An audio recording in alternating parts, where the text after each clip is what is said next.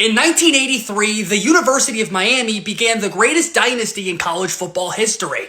But it would have never happened if it wasn't for Uncle Luke paying cash to the Hurricanes players to knock out quarterbacks and to score touchdowns. See, back in the 1970s, football at the U was a joke. Miami had 6 coaches in the decade, and it was so tough to get fans to come see games at the Orange Bowl. Burger King ran promotions that if you bought a Whopper, you got a ticket to the next Miami game. But that all changed in 1979 when the U hired Miami Dolphins offensive coordinator Howard Schnellenberger to take over the program. Now, when Howard showed up, he had a very simple but genius recruiting strategy. His coaching staff only worried about signing players from South Florida, because if you just sign all the top guys there, you have the best team in the country and don't have to recruit anywhere else. And this plan worked perfectly, largely because Coach Schnellenberger was willing to go into the inner cities to meet the players and families when coaches from big schools around the rest of the country wouldn't do that. Miami won their first national championship in 1983 against Nebraska, who was being called the best college team ever. Now, this was at a time when Miami only had football, the Dolphins and the Hurricanes. The Heat, Panthers, and Marlins didn't exist yet.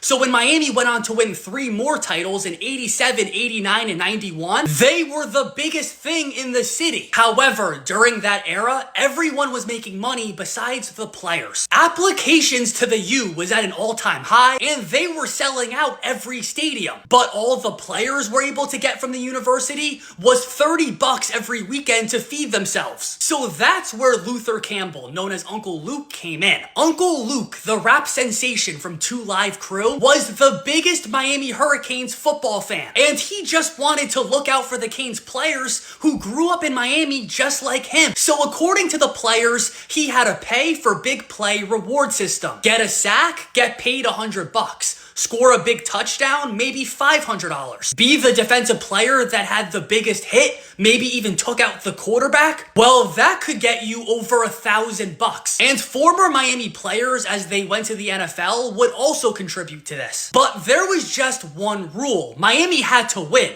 And if they didn't, nobody got paid. That may explain why from 85 to 94, Miami won 58 consecutive home games in a row, a record that will never be broken. Now in 1995, Uncle Luke threatened Miami that he was going to tell the NCAA everything if they didn't start black quarterback Ryan Collins. Now, if you want to hear Uncle Luke's full story with Miami football, he's on the newest episode of All the Smoke with Matt Barnes and Steven Jackson, dropping the day after Christmas.